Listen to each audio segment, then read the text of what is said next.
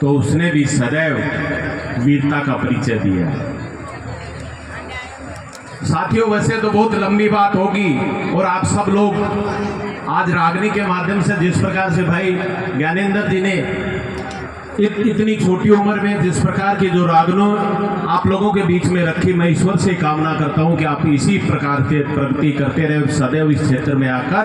और हम सबको आपकी रागनियों के द्वारा लाभान्वित करते रहे। मैं तो इतना कहना चाहूंगा साथियों,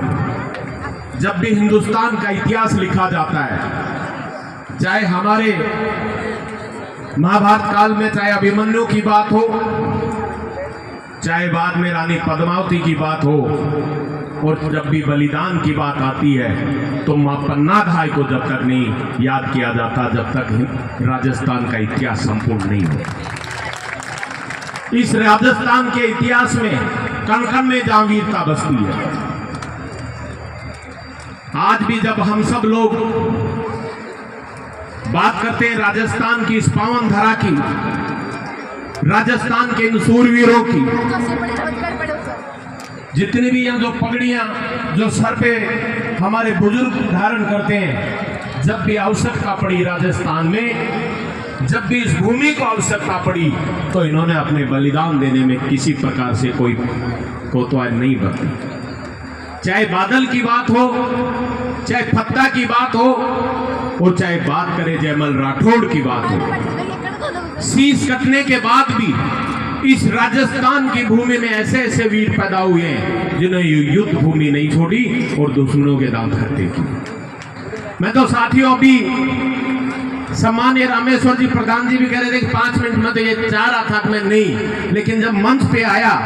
तो आप लोगों से सिर्फ एक अनुरोध करने आया हूं। भाई ने मुझे कहा 2 मिनट बोलने के लिए, तो मैं बोल भी रहा हूं और एक निवेदन भी करने आया हूं कि जब भी हमारे वीर लड़ाका लड़ते हैं तो वह सदैव देश और राज्य के लिए लड़ते हैं, आप लोगों के लिए लड़ते हैं, दूर ढाणी में बैठे हुए व्यक्ति के लिए लड़ते हैं। आज पूरे राजस्थान का जो माहौल है वो आपके सामने है। आप लोगों से निवेदन करने आया हूं कि राजस्थान में जिस प्रकार से 4.5 साल के कार्यकाल में जिस प्रकार से सम्मानीय पायलट साहब के लिए जिन लोगों ने जो जो बातें की, आज एक बार फिर समय आ गया है। 11 जून आने वाली है। आप लोगों से निवेदन करने आया हूं कि 11 जून को आज आवश्यकता है,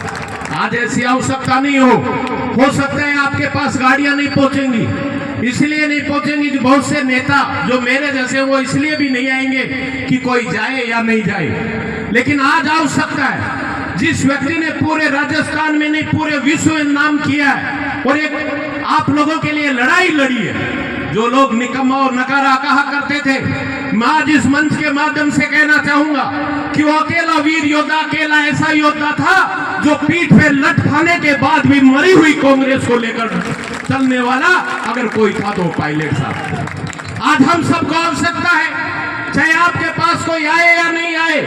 लेकिन आज आवश्यकता है जब हमारे लिए एक वीर योद्धा लड़ाई लड़ रहा है तो हमारा कर्तव्य भी बनता है और हमारा धर्म भी बनता है। और इस राजस्थान की भूमि जो वीरों की भूमि कहलाती है, मेरे किसान भाइयों, ज्यादा से ज्यादा संख्या में 11 तारीख को जाए तो पूरा जयपुर नहीं, पूरा दौसा नहीं, पूरा राजस्थान जाम होना चाहिए और सिर्फ एक ही आवाज आनी चाहिए कि हम जब भी हमारे लिए कोई लड़ता है तो हम उसको अकेला नहीं छोड़ते। लड़ने के लिए अकेला आगे बढ़ना पड़ता है, लेकिन ये राजस्थान की वीरों की भूमि है। इस पे हम जब हमारे किसानों के लिए कोई लड़ाई लड़ता है, नौजवानों के लिए कोई लड़ाई लड़ता है, आज हमें बड़े आश्चर्य के साथ कहना पड़ता है कि जब भारतीय जनता पार्टी के पिछले कार्यकाल के जो भ्रष्टाचार हुए उनमें जांच कराने के लिए भी जब गहलोत साहब अपनी नीयत और नियत दोनों खराब कर रहे हैं, तो हम सबको आवश्यकता है कि हम पायलट साहब को मजबूत करें और हमारी लड़ाई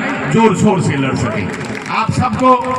इस मंच के आप सबने इतना जो सुंदर कार्यक्रम यहाँ देखा और सुना, और जिस शांतिपूर्वक जितने भी जो मंच पर बैठे हुए जो लोग हैं, मैं तो निवेदन करना चाहता हूँ साथियों,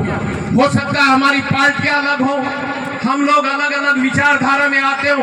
लेकिन आज किसी पार्टी की बात नहीं है। आज पार्टी है कि इस किसान के बेटे के लिए लड़ाई जो लड़ रहा है उसके लिए हम सब लोग साथ हैं। अगर आप सब लोग साथ हो तो हाथ उठाकर समर्थन करें कि हम सब लोग 11 तारीख को ज्यादा से ज्यादा संख्या में दौसा पहुंचेंगे और उनके हाथ मजबूत करेंगे और उन्हें यह विश्वास दिलाएंगे कि पायलट अकेला तू नहीं है, पूरे राजस्थान की जनता आपके साथ है, राजस्थान की मातृशक्ति आपके साथ है। हम सब लोग मिलकर उनको मजबूती प्रदान करेंगे। इन्हीं भावनाओं के साथ मेरी ओर से आप सबको बहुत बहुत धन्यवाद। जय जवान जय किसान, राम राम साहब।